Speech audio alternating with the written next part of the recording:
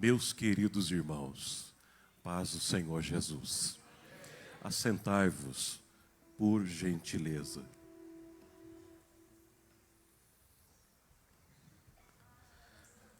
Aleluia. Antes de eu começar efetivamente com a palavra, eu quero dizer da minha profunda alegria em estar aqui. Eu estava sentado e me lembrando de algumas promessas de Deus, lembrando-me da graça do Senhor, e eu só devo e tenho que agradecer a Deus. Eu quero louvar a Deus por esta igreja, que nós, lá de Colombo, tão longe, nós amamos muito. Nós temos um laço fraternal muito forte. E eu trago saudação de alguém que também vos ama muito, Pastor Carlos Eduardo Neres Lourenço. Eu estaria com ele num grande evento no estado do Paraná, que é o Congresso Geral da Mocidade no estado do Paraná, mas aprouve esta belíssima oportunidade para que nós aqui pudéssemos estar. E ele pediu, transmita o nosso abraço a todos os queridos irmãos, já esteve aqui, esteve ministrando na convenção recentemente, e eu fico muito feliz e trago esta saudação.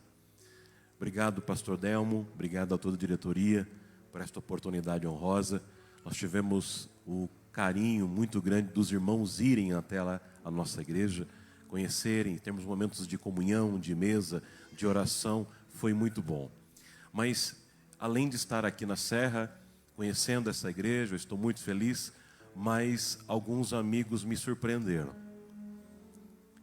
Esses irmãos queridos de Caxias quebraram meu coração. Porque eu não sei se vai mais de 10 anos, por aí, né? A gente ainda tinha cabelo ou cabelo branco. Eles foram corajosos com um jovem pregador itinerante. Me trouxeram do estado do Paraná para um grande trabalho. E ali se desenvolveu uma amizade. E a gente, mesmo longe, de vez em quando a gente troca umas mensagens. E vocês me surpreenderam, obrigado. Obrigado por esse presente. Porque, como disse o pastor Delmo, tudo passa. Como disse o pastor, mas a vida, a amizade, o carinho é o que a gente leva para a vida. Obrigado por terem vindo. Obrigado por estarem aqui. Eu quero louvar a Deus para a vida de vocês. Obrigado. E queridos, nesta noite eu venho com meu coração muito dilatado pedindo a Deus que o Senhor, pela sua graça e pela sua misericórdia, fale com a gente. Eu não venho com arrogância de ser o dono da verdade, nem de possuir a única expressão do querer de Deus, mas eu venho como um servo para ser um canal. Eu só quero que no final, eu peço a Deus que no final você saia daqui dizendo, valeu. Estou levando para casa uma palavra para o meu coração.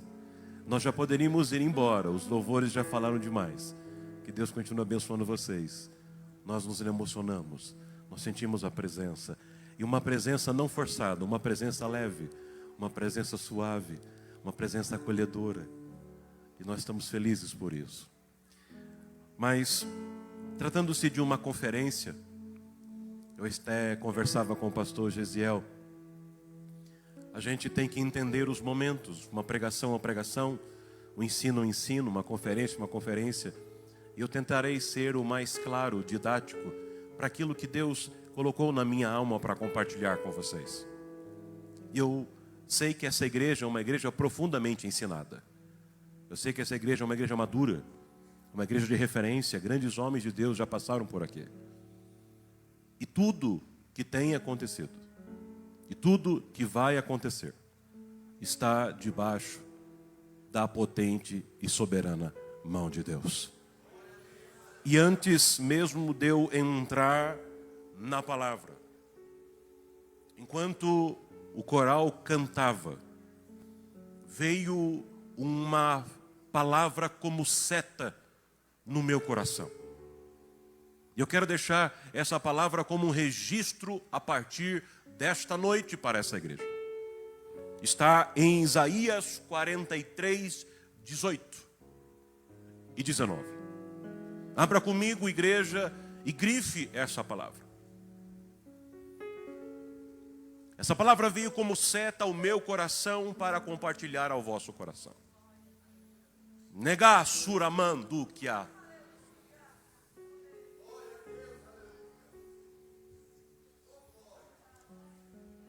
Há uma nuvem de Deus. E o Senhor diz: não vos lembreis das coisas passadas. Não se precipite em analisar o texto, calma. Nem considereis as antigas. Eis que eu farei uma coisa nova no meio de vós.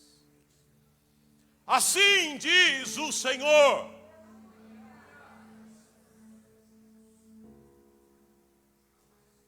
E você diz: Ivan, você quer que eu esqueça? Não podemos esquecer.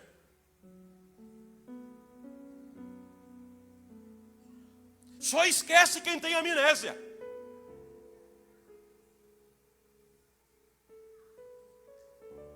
Mas Deus está dizendo: nós precisamos entender que, por mais difícil que seja compreender os mistérios divinos, a mão soberana de Deus, ela está estendida. E o Senhor diz para esta igreja: eu estou trazendo um novo tempo. E não quer dizer que o tempo que passou não era bom, mas que o Senhor nosso Deus é um Deus de fases. O Senhor nosso Deus é um Deus de tempos. O Senhor nosso Deus é um Deus de processos. E o Senhor diz que Ele fará uma grande obra. E esse estado conhecerá esta igreja. Mas tem uma recomendação. E é sobre esta recomendação que vem sobre mim a responsabilidade. O complemento da palavra é: o vosso crescimento será proporcional à profundidade das vossas raízes. Eu vou repetir. Vosso crescimento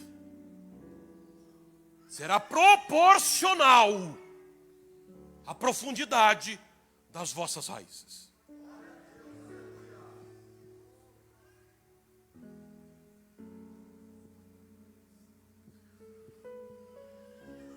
Meus queridos, nós não podemos nos esquecer de que nós estamos debaixo de uma grande batalha espiritual.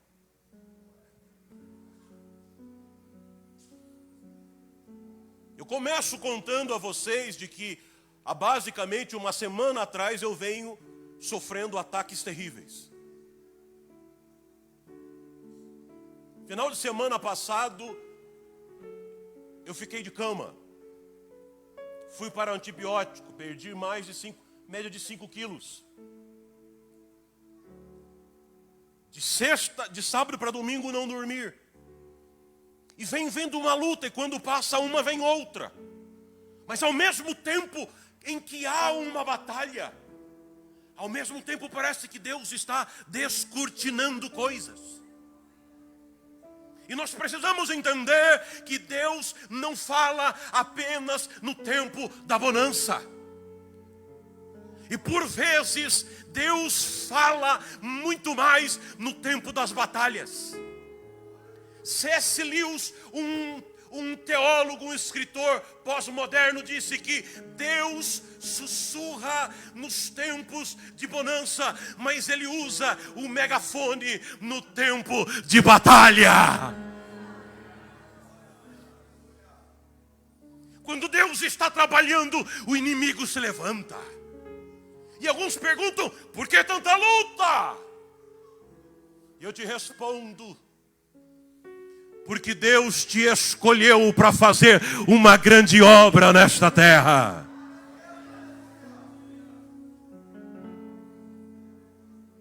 E aí, estávamos vindo, passamos em Mafra, na quinta-feira. E Deus trabalhou em Mafra. Deus se moveu em Mafra. Deus tinha um mistério em Mafra. E no final o pastor falou, Deus virou uma chave. Nós não sabíamos de nada. Ontem à noite aqui, em poucas pessoas, mas Deus tinha uma porção para nós. E eu tenho certeza que para hoje, Deus tem uma porção para você. E por isso eu te peço, não perca a atenção. E nós vamos para a Bíblia. Tome a Bíblia na sua mão. Venha comigo. Abra comigo 1 Pedro 5:8. Lembrando, eu estou dizendo que nós estamos em batalha. Deus tem algo grande, mas nós estamos em batalha. 1 Pedro 5:8, Deus nos diz assim através de Pedro: sede sóbrios, vigiai, porque o diabo, vosso adversário, anda em derredor, bramando como leão, buscando a quem possa tragar, ao qual resisti firmes na fé, sabendo que as mesmas aflições se cumprem entre os vossos irmãos no mundo. Satanás não descansa nem de dia nem de noite. Aonde ele encontra uma igreja viva, ele se levanta mais ferozmente. Igrejas mornas, igrejas frias, igrejas apáticas, elas já estão dominadas pelo inimigo. Mas o inimigo tem tentado matar, sufocar, ridicularizar a igreja. Nós estamos vivendo dias difíceis. Eu estava ainda dizendo ontem aqui o porquê esta nação que é considerada cristã não é uma nação mais segura.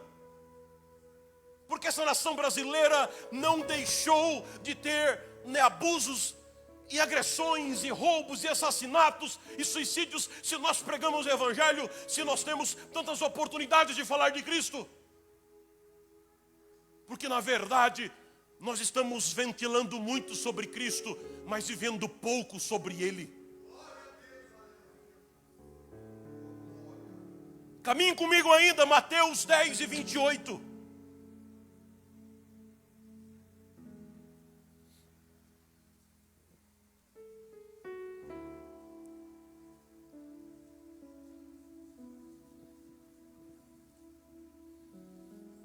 E a Bíblia diz, e não temais os que matam o corpo, e não podem matar a alma. Temei antes aquele que pode fazer perecer no inferno a alma e o corpo. Noiva do Cordeiro, preste atenção. Nós precisamos subir de nível. Precisamos amadurecer um pouco mais. Nós ainda estamos muitas vezes num nível muito rasteiro. Nós ficamos brigando entre nós mesmos. Nós ficamos disputando os cargos entre nós mesmos. Nós ficamos brigando por questiúnculas. Enquanto nós fazemos isso, o inimigo vem cirandando. O inferno está tomando, crianças sendo estupradas, mulheres sendo abusadas, homens e mulheres sendo assassinados, o crime organizado tomando conta dessa nação. Mas a Bíblia diz: não tema o homem que possa matar o corpo, mas cuidado com aquele que pode matar a tua alma. Nós temos uma batalha, queridos. Não percamos a visão do reino. Precisamos voltar a focar o reino de Deus. Olha o que o inimigo quer fazer com você. João 10:10.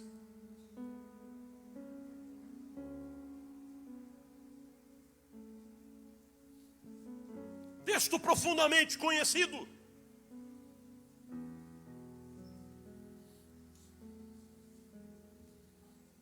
O ladrão não vem senão a roubar, a matar e a destruir. Eu vim para que tenha vida e a tenha com abundância. Eu tenho mais de 30 anos de evangelho. E eu vejo que muitas pessoas, pastores, já deveriam estar muito à frente. Muitos obreiros deveriam estar voando no ministério. Muitos irmãos deveriam ser muito maduros. Muitos jovens poderiam estar sendo arautos do Senhor. Muitas irmãs, enfim, muita gente. Mas parece-me que às vezes, ou eles estão amarrados, ou dão um passo à frente e dois atrás. O inimigo tenta roubar de você. O inimigo tenta destruir de você. Conheço pessoas que um dia está bom e dois não estão bem. Estão dois bons, estão 5 maus. O Senhor não te criou para viver numa gangorra espiritual. O Senhor te salvou para você ser cheio da presença do Espírito Santo. O Senhor quer que você brilhe como a luz da aurora, que vai brilhando mais até ser dia perfeito.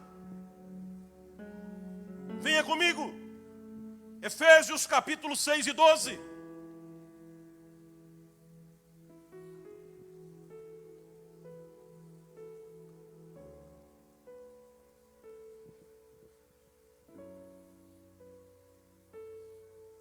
Pois a nossa luta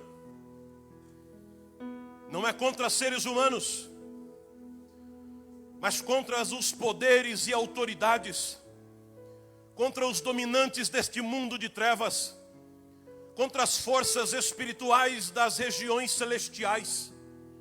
Queridos irmãos, vocês são mais conhecedores do que eu.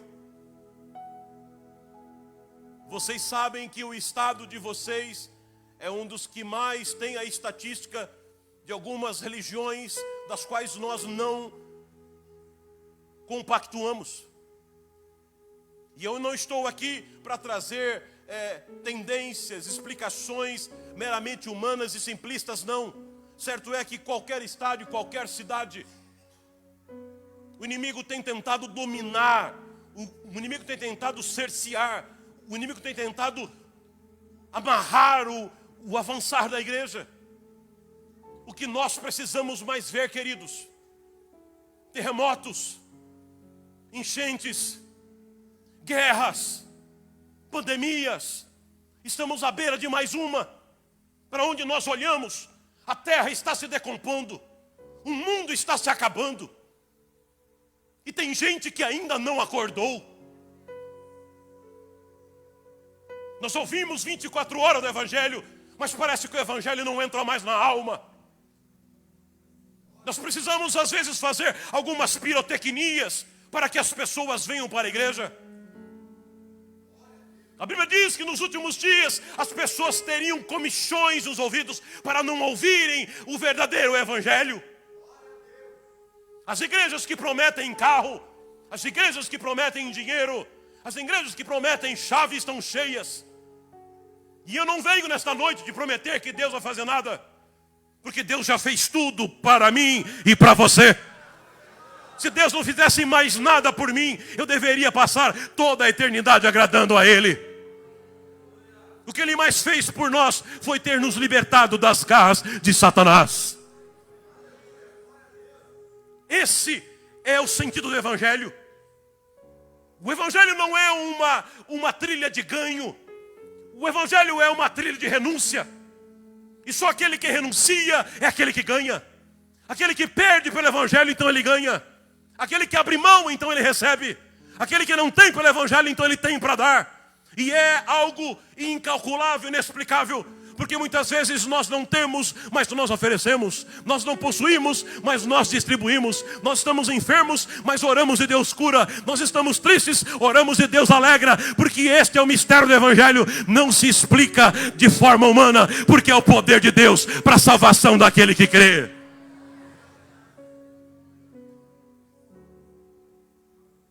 Agora olha esta palavra. Mateus 16 e 18. E esta palavra é muito importante para esta igreja. Não desfaleçais. Mateus 16, 18b diz assim: sobre esta pedra que é Cristo, edificarei a minha igreja. E olha o que diz a parte seguinte: e as portas do inferno não prevalecerão contra ela. Eu venho como ministro de Deus para ministrar sobre a tua vida e a sua família, a sua igreja, o seu trabalho. As portas do inferno não prevalecerão contra você. Os ataques do inimigo não prevalecerão contra você. Tudo que você sofreu não vai prevalecer contra você. O que o inimigo até pode ter se levantado não vai prevalecer contra você. Eu ministro sobre a tua vida nesta noite que o Senhor te levantará, o Senhor te fortalecerá e você sairá daqui abençoado em nome de Jesus. Agora, venha comigo, Tiago capítulo 4 e versículo 7.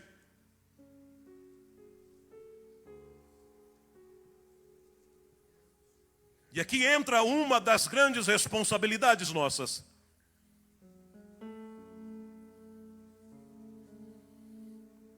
E Tiago nos diz assim: sujeitai-vos, pois a Deus. Resisti ao diabo, e ele fugirá de vós. Eu não conheço essa igreja, por isso fico mais tranquilo para dizer que nós já nem ouvimos mais, até porque não devemos dar publicidade, mas a gente não ouve mais nem falar que existe diabo. Parece que o diabo virou mais um personagem do folclore brasileiro, assim como o Boitatá e assim por diante. Parece-me que nós estamos muito bem confortáveis com o reino espiritual da maldade e que nós estamos blindados e que tudo vai indo muito bem. Mas eu quero que todos vocês entendam uma coisa: Deus tem algo muito grande para a vida de cada um de vocês. Algo muito grande. Mas proporcionalmente o inimigo já preparou os seus exércitos. E em Tiago está a receita: sujeitai a Deus. Nós não venceremos com a enciclopédia de Champlin. Nós não venceremos com os estudos hermenêuticos e exegéticos.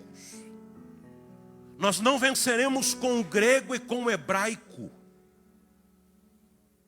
Nós só venceremos se nós nos sujeitarmos, obedecermos a palavra.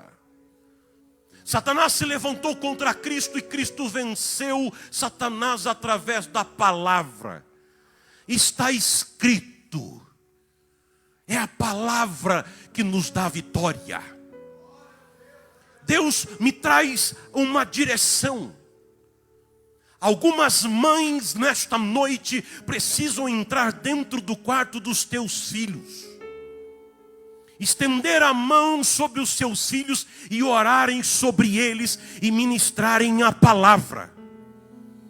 Espíritos malignos estão oprimindo as nossas crianças, mas nós temos a autoridade através do poder da palavra. Nós precisamos invocar a palavra. O Ivan não pode nada, mas a palavra pode. Nós não temos poder, mas a palavra tem. Venha comigo, Judas capítulo 1 e 3.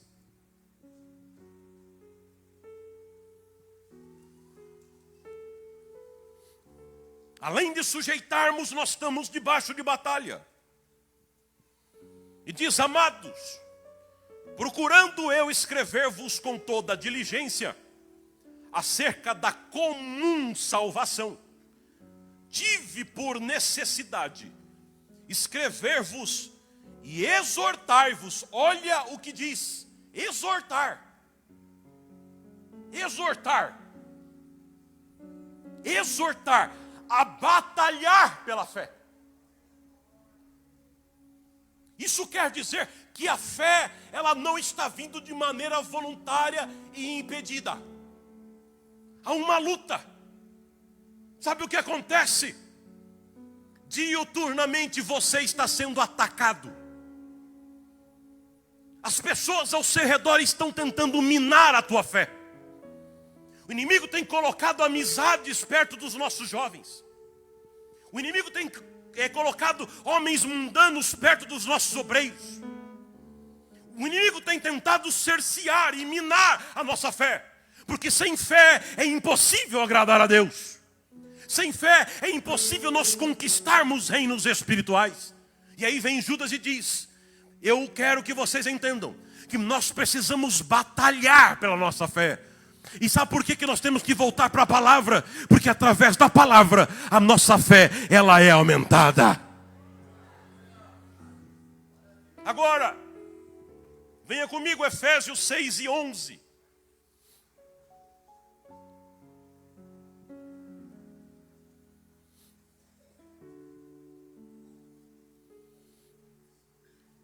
E a Bíblia diz: vistam toda a armadura de Deus, para poderem ficar firmes contra as ciladas do diabo. Eu sei que nesta noite há pessoas feridas por ciladas.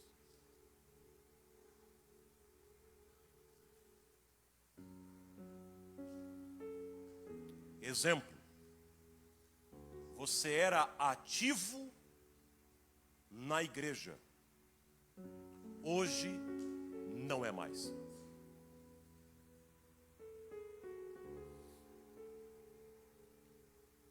Você sentia a presença de Deus com facilidade. Hoje não sente mais. Você tinha um coração sensível e inocente, mas hoje tem um coração mais duro, crítico, ácido.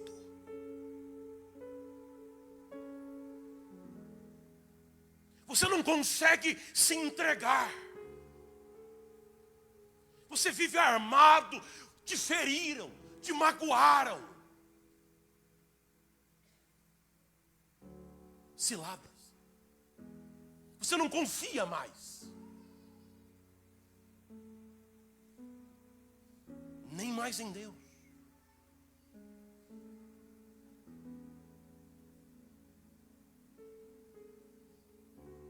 E é por isso que eu disse que Deus tem algo muito grande para esta igreja. Mas vai depender da raiz. Porque senão tudo que Deus quer construir, pastor Delmo, vai ser levado com o vento.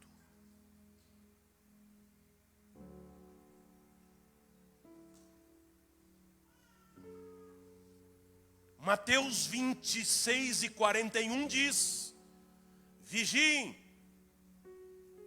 e orem para que não caiam em tentação. O espírito está pronto, Mas, esse mas. Mas a carne é fraca. Agora, ao mesmo tempo, é isso que me anima, Rafael. Lucas 10:19. E é isso que eu quero que vocês entendam. Porque tem hora que a gente parece que está numa batalha e nós estamos do lado do povo que está perdendo. Parece que a gente tem hora que nós estamos só levando chibatada. Não, nós temos que entender que nós estamos debaixo de batalha. Mas tem algumas promessas bíblicas para mim e para você.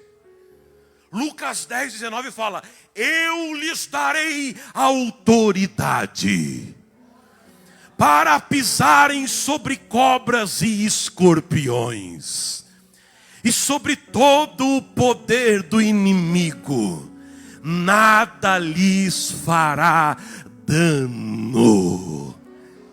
Eu quero que você já comece a entender o trabalhar de Deus. Algumas pessoas entraram feridas, algumas pessoas entraram machucadas, algumas pessoas entraram desanimadas, mas o Senhor te trouxe para uma conferência para dizer que a partir desta noite é tempo de novidade para a tua vida. Mas como é que vai ser isso? É o poder da palavra. A palavra, ela vai entrar e está entrando na tua alma. E tem mais, ela está te dando autoridade. Eu quero dizer que Deus está levantando vidas nesta noite. Deus está levantando famílias nesta noite. Deus está levantando arautos nesta noite.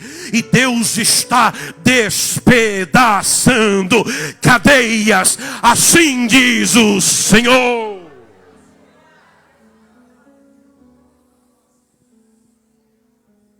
Sabe o que Deus nos diz através do profeta Isaías?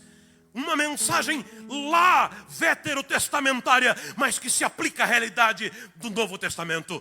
Isaías 45:2 diz: eu, igreja de São Marcos, irei adiante de ti, e endireitarei os caminhos tortos, e quebrarei as portas de bronze, e despedaçarei os ferrolhos de ferro.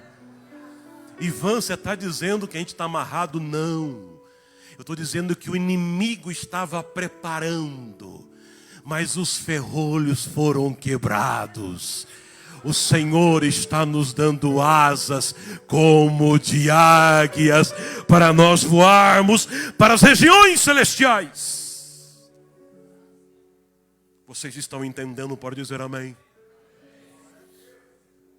Agora, queridos, é uma conferência onde a família inteira, não é casais, não é filhos, são todos. E sabe o que Deus tem ministrado ao meu coração? Que nós precisamos resgatar as nossas tradições judaicas cristãs. E eu vou explicar.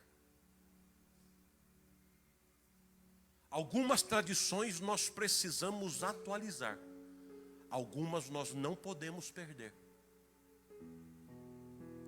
Vá comigo para Deuteronômios capítulo 6.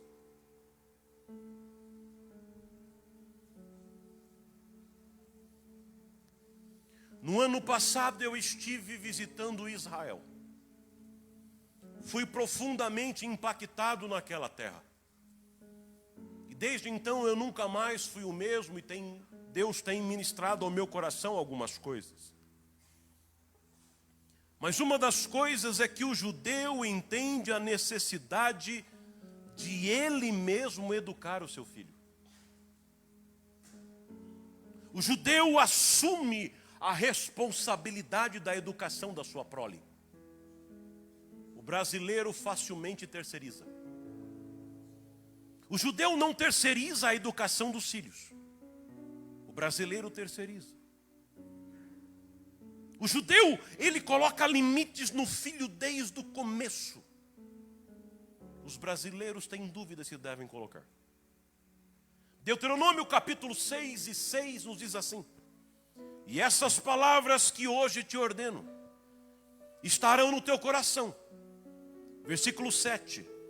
E as intimarás aos teus filhos, e delas falarás assentado à tua mesa, e andando pelo caminho, e deitando-te e levantando-te.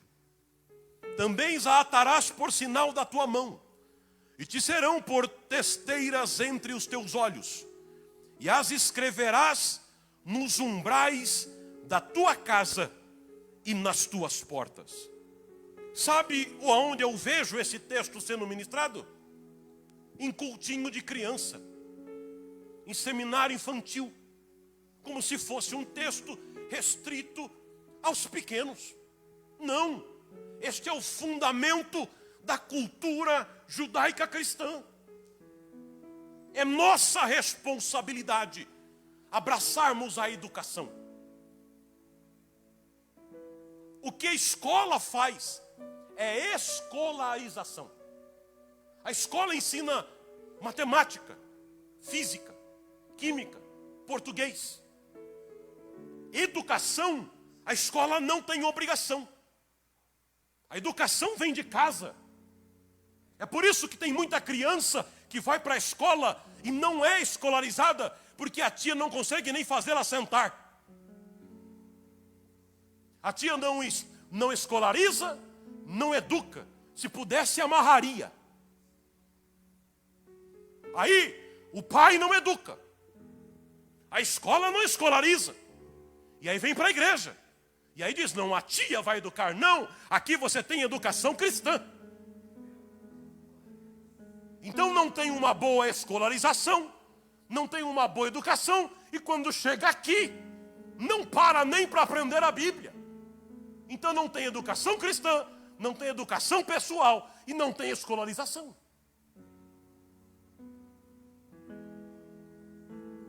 Deuteronômio 6:3, um pouquinho antes, diz, ouve, pois, ó Israel, e atenta que os guardes, para que bem te suceda, e muito te multipliques, como te disse o Senhor, Deus de teus pais, na terra que mana leite e mel.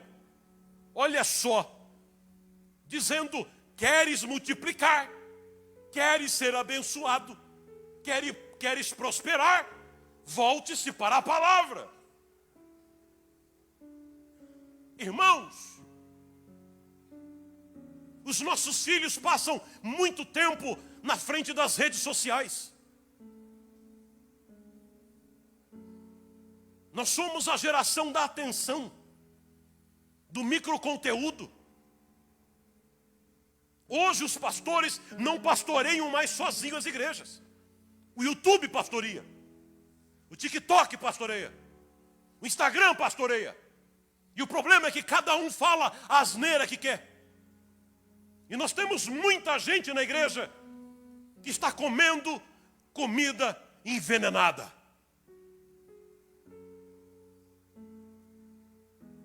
E aí, diante da primeira crise, se desvia. Diante da primeira fragilidade, se perde. Alguém passa, não dá um oi, fica de bico. Vem na igreja, não tem chance para cantar, vai embora chateado.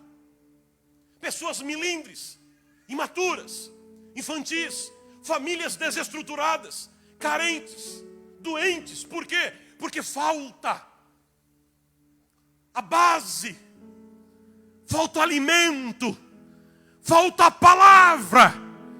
E o apóstolo Paulo fala, desejai ardentemente o leite materno, que é a palavra de Deus. Agora, Provérbios 22:6.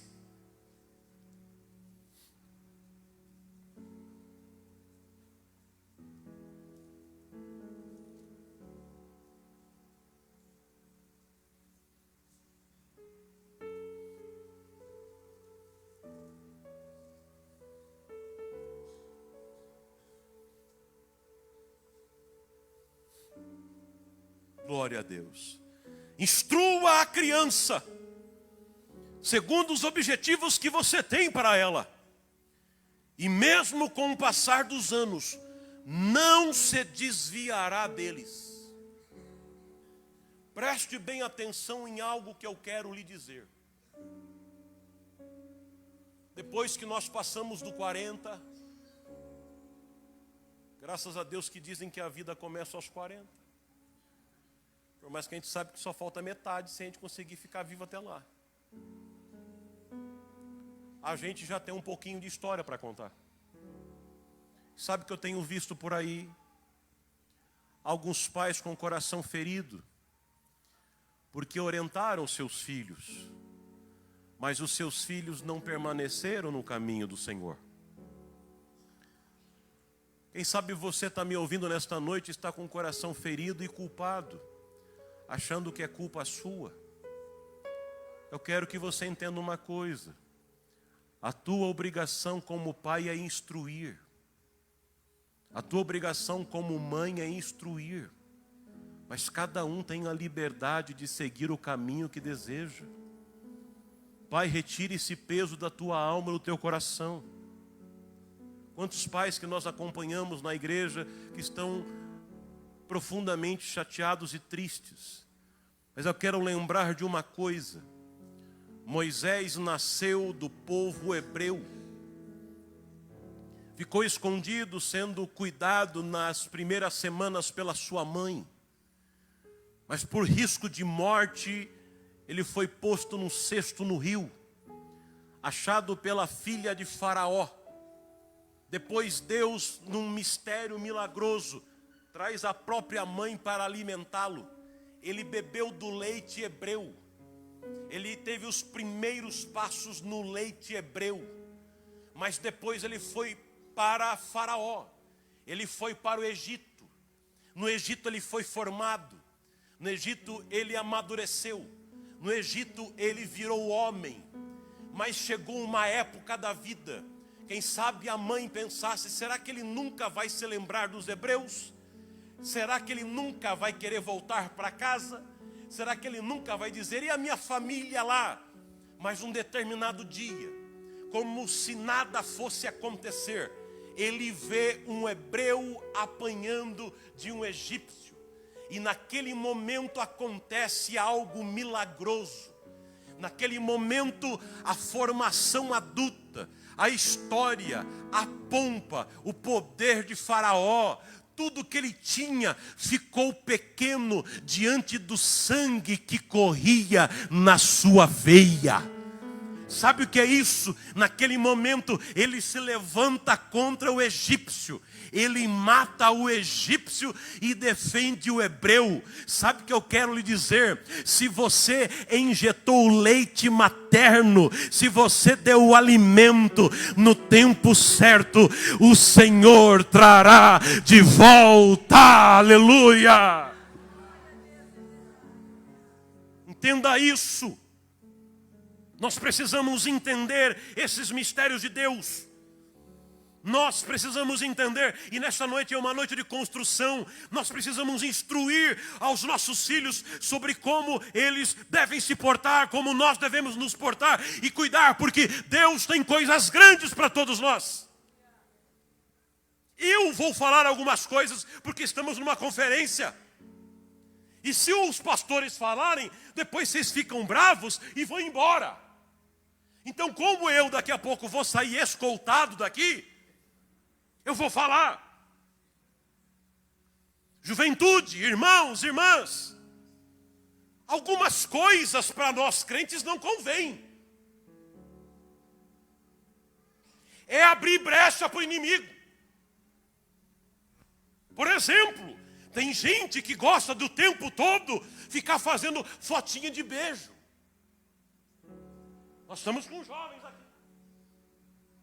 São os tal do beijoqueiro. E cada vez vem um bico maior. E agora eu fiquei sabendo que a gente, quando era pequeno, a gente só tinha um lábio ardendo quando a abelha vinha picar. Agora eu fiquei sabendo que tem batom que arde para poder deixar o beijo maior. Você viu um troço desse? Eu nunca vi um troço desse, pastor. É um tarde de batom que você passa e fica ardendo, daí o beijo fica maior. Viu? Não gasta dinheiro, pega ali umas 4 ou 10 abelhas, deixa picar você que vai ficar bem grande. Mas quando é jovem a gente até entende, né? Mas tem algumas irmãzinhas que também faz os biquinhos. Pode ser que ela nunca viveu a adolescência, né? Estou falando que se o pastor falar, tu vai ficar bravo. Mas, irmão, convém fazer isso. Eu não quero que você seja também aquele santarrão, mas não convém. O que você vai ganhar com isso? Você está se expondo por quê? Eu sou da área comercial, eu só exponho alguma coisa que eu quero vender. Eu não vou pôr o meu carro todo bonitão na frente da casa, cheirosinho para os outros ficar vendo, senão eu não quero vender, senão eu pego e guardo ela em casa. Eu não vou arrumar as minhas coisas expostas, porque senão alguém vai falar, pô, eu quero comprar, está à venda?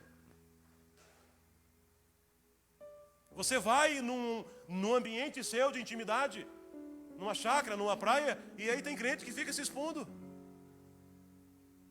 Ele fala, não, tem nada a ver, a vida é minha, é verdade, só que é o seguinte, quando o inimigo se levantar e vir dar uma rasteira na tua vida, tu vai estar firme espiritualmente para poder se defender?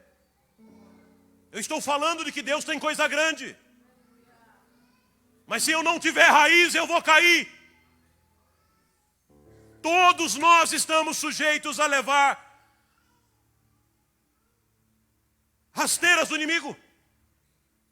Mesmo que você seja fiel, pode ser que uma hora uma luta vai vir, você querendo ou não, e a diferença de você ficar de pé ou não, é o tanto de raiz que você tem.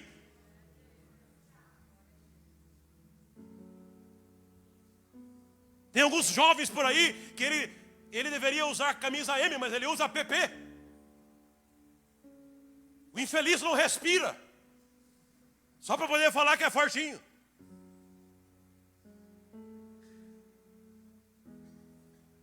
Pais queridos, cuidado com a sua filha, com o namoradinho vendo filme debaixo da coberta lá na sala.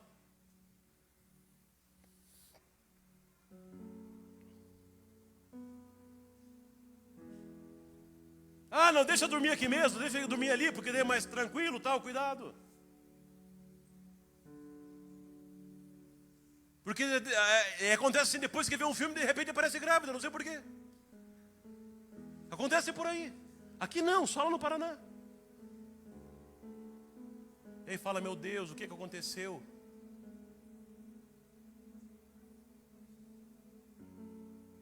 De novo, eu sei que não são coisas que a gente normalmente gosta de ficar ouvindo, mas são brechas que vão sendo abertas, e aí as famílias vão sendo arrebentadas. Ministérios vão sendo arrebentados, a igreja vai sendo arrebentada, e a cabeça do pastor fica que nem uma panela. A gente que está lá debaixo junto com o presidente, é problema 24 horas, e a gente pensa, por que este ser humaninho de Deus não usou pelo menos 2 neurônios dos bilhões que Deus deu?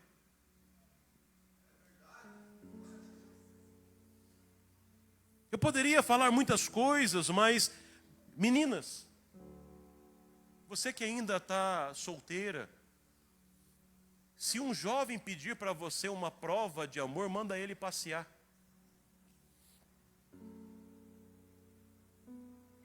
Nós já recebemos uma prova de amor que foi Jesus na cruz do Calvário.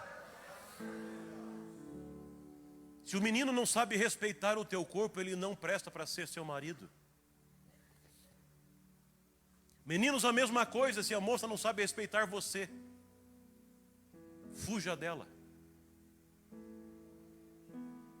Se Deus a transformar e ela perder esse espírito de Jezabel, pode ser que um dia vire uma boa mulher. Mas hoje não é uma boa companhia. Eu já vi muitos ministérios jovens lindos se perderem. Cantores, pregadores, ministros de Deus se perderem porque se perderam com a intimidade. Nós não podemos abrir possibilidade para negociar com o pecado. Não negocie com o pecado. Irmãos, eu tenho formação em coaching, mas nós temos que tomar cuidado com essa teologia coach que está por aí. O coaching é usado lá na empresa. O coaching é usado no desenvolvimento de competências. Mas dentro da igreja nós temos que pregar a palavra. Tem muita gente trazendo inovações de fora para dentro da igreja, mas a palavra ela não pode ser substituída. O que é pecado continua sendo pecado. A gente não vai mudar isso nunca. O que é pecado continua sendo pecado. Santidade ao Senhor é aqui nessa casa. Porque somente assim nós venceremos todo o mal. Para avançando um pouco mais, nós precisamos entender que o Senhor tem algo muito grande para cada um de nós. Agora, vamos comigo, Romanos 12, 2. Eu vou partindo para o final.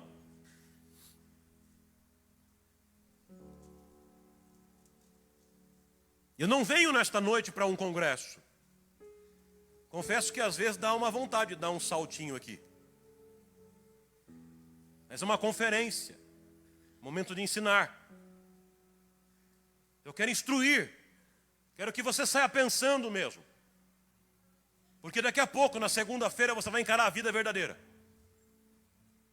Você vai ter o seu filho, a sua filha, o seu casamento, o seu trabalho, o seu ministério, a luta do dia a dia. E se você não for instruído, você não vai saber como lidar. Romanos 12, 2 fala: e não vos conformeis com este mundo, mas transformai-vos pela renovação do vosso entendimento, para que experimenteis qual seja a boa, agradável e perfeita vontade do Senhor. Se eu fosse dizer, quem aqui quer experimentar a boa, agradável e perfeita vontade de Deus, todo mundo ergueria a mão. Isso é ser um itinerante, aquele animadão, receba e tal. Isso a gente aprende muito em oratória. Eu fui professor, tenho um livro disso. A pergunta é, como eu chego lá? E aqui, quando o apóstolo Paulo usa, no grego, quando ele fala sobre transformação, é metanoia. A metanoia, ela não pode ser feita por nenhum homem. Eu e você conseguimos mudar coisas. Eu e você conseguimos modificar coisas. Eu e você podemos mudar este púlpito. Eu e você conseguimos moldar este púlpito. Eu e você conseguimos construir esta casa. Mas eu não consigo mudar, quer dizer, transformar a natureza.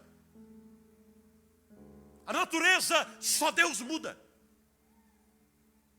O que é ferro, o que é pedra, o que é vidro, é o que é. Eu posso pegar um porco, dar um banho nele, colocar um lacinho, pôr shampoo, e eu solto ele, ele volta para a lama. Por muito tempo a igreja quis colocar lacinho em porco. Por muito tempo a gente quis colocar cabresto em porco. Por muito tempo a gente quis colocar cerca para o porco não ir para a lama. Não adianta colocar cerca para o porco não ir, porque quando a cerca quebrar, ele vai. Não adianta trancar o teu filho no quarto.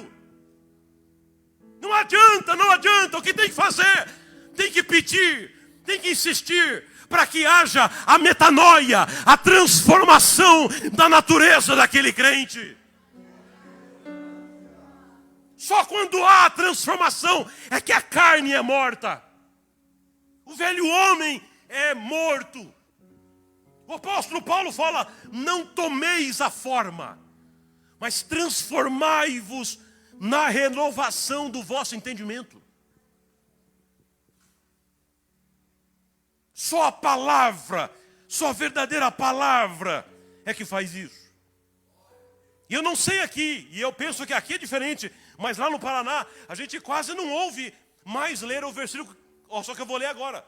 Venha comigo, 1 João 1:8. Esse aqui a gente já até quase está tirando a Bíblia lá. Meu pastor que me perdoa, estou brincando, óbvio.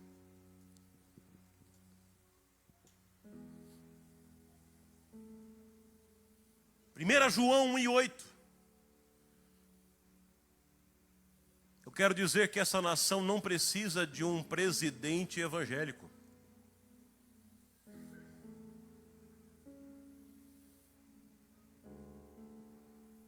Essa nação precisa de Jesus Cristo como Senhor.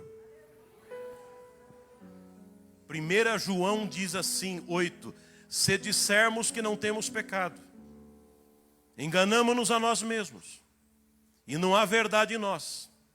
Se confessarmos os nossos pecados, Ele é fiel e justo para nos perdoar os pecados e nos purificar de toda injustiça. Se dissermos que não pecamos, fazemos-lo mentiroso e a sua palavra não está em nós. Igreja, vocês talvez não imaginem a luta que é estar aqui na frente e vencer a tentação de usar mais de 3.000 versículos da Bíblia que é só de promessa. É tão mais fácil. No tempo que eu era itinerante, eu tinha mais de 500 sermões sobre isso. O itinerante, ele vai e leva só a promessa, ele só diz que vai receber. E depois ele marca mais uma agenda. Mas quando a gente começa a caminhar com a igreja, sabe o que a gente entende? Que não adianta eu ministrar promessa na tua vida se você não está pronto para receber. E mesmo que você esteja pronto para receber agora, você vai poder perder se você não tiver raiz. Eu estou lembrando-vos nesta noite, só lembrando-vos nesta noite, de princípios muito basilares, que qualquer professor de escola bíblica dominical poderia fazê-lo. Deus me traz aqui para dizer, nós não precisamos de grandes inovações. Nós precisamos voltar para o verdadeiro Evangelho. E que o Senhor tem coisas grandes para esta igreja, mas que é um tempo de nós vivermos e aprofundarmos as nossas raízes naquilo que Ele tem. E eu vou encerrando. Abra comigo. 1 Coríntios 2:9, aqui tem uma promessa de Deus.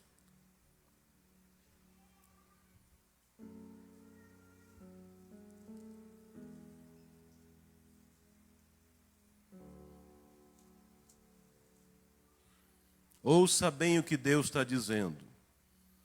Nós começamos como Deus dizendo que haveria coisas novas. Caminhamos pelo fundamento que é a palavra. E agora Deus diz para nós o seguinte: mas como está escrito, as coisas que o olho não viu, e o ouvido não ouviu, e não subiram ao coração do homem, são as que Deus preparou para aqueles que o amam. Preste bem atenção. Você não precisa ir na vigília do azeite quente para ser abençoado. Você não precisa entrar na corrente dos 300 para ser abençoado. Você não precisa nem pular a fogueira santa. E tem mais, vou te dizer mais, você não precisa nem correr. Porque a Bíblia diz que as bênçãos correrão e nos alcançarão. Agora fala assim, Ivan, mas eu cheguei aqui vazio. Ah, então eu tenho uma palavra para você. Eu estou procurando um matemático, um científico, um físico para me explicar essa equação, que ninguém me explica. A Bíblia diz que Deus multiplica a força de quem não tem nenhuma. Na minha jumentalidade, 0 vezes 0 é 0. Mas ele diz que multiplica. Sabe o que eu aprendo com isso? É Deus dando um relampejo do poder que Ele tem na minha e na tua vida, dizendo assim: a situação não é favorável, os elementos não estão presentes, não há condição de acontecer. O médico já disse que é o fim, acabou, morreu, findou, não vai dar. Aí Deus diz: mas eu sou Deus e eu uso a equação que eu quiser. Porque Para mim, Ivan, 0 vezes 0 é 0. Mas quando Deus entra na história, 0 vezes 0 é aquilo que Deus quiser que seja. Você recebe essa palavra? Ivan, mas tem uma coisa, Deus está demorando. Eu acho que Deus se esqueceu. Só mais um detalhe deste Deus. Deus, Ele não está preso no tempo. Se lembra quando Jesus estava a caminho para tentar curar Lázaro? Disseram, corre, que o teu amigo Lázaro está enfermo. As irmãs estavam angustiadas. Manda ele chegar logo, porque se ele não chegar, ele vai morrer. E Jesus, diz a Bíblia, que se demorou. Ei, você está dizendo que Jesus demorou. Segura aí essa. Jesus demorou. De repente, quando demorou, disseram, manda avisar o mestre. Não precisa nem entrar mais em São Marcos. Pode passar pela BR para frente, porque a gente já vai sepultar. Ele falou, peraí, vocês não entenderam. Não importa o momento que eu chegue. Se eu chegar antes, eu faço um tipo de milagre. Se eu chegar depois, eu faço um outro tipo de milagre.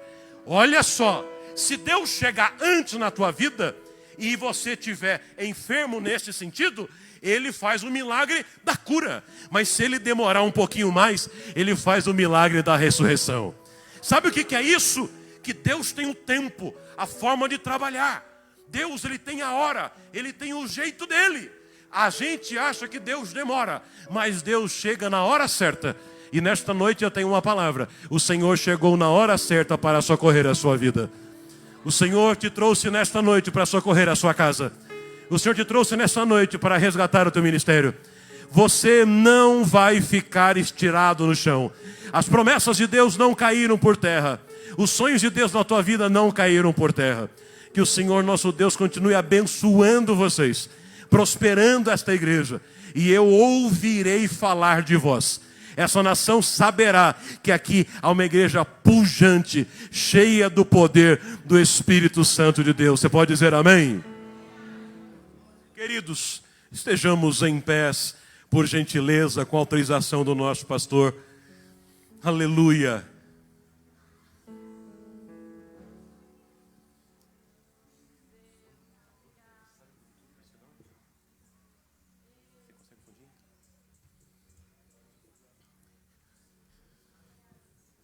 Eu vou orar rapidamente com você. Mas eu senti de fazer um convite. Eu era muito gago. Muito gago. Os meus pais fizeram tudo o que podiam fazer para que eu falasse, mas nada aconteceu. A minha avó teve uma vizinha que falou que se desse uma colher de madeira virgem na minha cabeça, eu seria curado. Até hoje eu tenho um galo aqui. Uma outra que era mais louca do que essa falou que se pegasse um pintinho recém-nascido, colocasse na boca e ele piasse, eu passaria a falar. O pintinho piou e eu gaguejei. Aí veio uma mais louca ainda, falou assim, se você assustar ele, o gago quando se assusta ele para. Eu fui uma das crianças mais assustadas que houve na minha infância. Mas com 14 para 15 anos, eu entrei pela primeira vez numa igreja evangélica. E eu ouvi sobre um Jesus de Lucas 1:37, porque para Deus nada é impossível. E eu vi aquele pastor pregando e eu disse no meu coração, falei, Deus, se isso é verdade, se existe um Deus poderoso mesmo para curar, cura a minha vida. E se o Senhor me curar, eu prometo que um dia eu vou ser pregador igual a Ele. Os anos se passaram, eu ainda era gago e Deus fez promessa para mim. Mas um dia eu estava lá no Vale do Paraíba, no estado de São Paulo. Eu entrei numa casa para tomar um café, eu já estava indo para pregar. E Deus me lembrou. Deus falou, meu filho, tu eras muito pequeno. Oravas a mim e pensavas que eu não te ouvia. Mas eu te trago nessa cidade para tu pregares. E para que tu lembres que eu sou o Deus que curei você. Deus tinha me feito uma promessa. Eu tinha me esquecido. E sabe o que é lindo? Que pela Organização Mundial da Saúde, gagueiro não tem cura. Mas a Bíblia diz que Deus dá fala aos gagos. Essa mesma unção que Deus deu, que Deus curou e fez em mim, eu quero hoje orar com você. Eu não sei o que você precisa, eu não sei de onde você veio, eu não sei qual é a luta que você tem. Eu só sei que Deus disse no começo que é tempo de novidade. Deus disse no final que aquilo que os seus olhos não ouviram, ouvidos não ouviram, Deus quer fazer. Eu quero te dar uma oportunidade como eu recebi há 30 anos atrás, de apresentar o teu coração a Deus. Se você quiser, só se você quiser, você pode vir à frente com a sua família. Ou você mesmo apresentar aqui uma causa, uma necessidade. Se você quiser. Se você não quiser, você pode colocar a mão no seu coração. Mas se quiser, venha. Eu naquele dia eu vim e coloquei a minha vida. E o Senhor começou a fazer coisas lindas. E eu tenho certeza que o Senhor nessa noite começa a virar a página de alguns dos irmãos. Quem sabe aquela enfermidade, sabe aquele filho, aquela causa que você precisa, aquele sonho que você disse, Deus, eu não vou nem mais tocar. O Senhor nosso Deus está aqui. Vamos lá.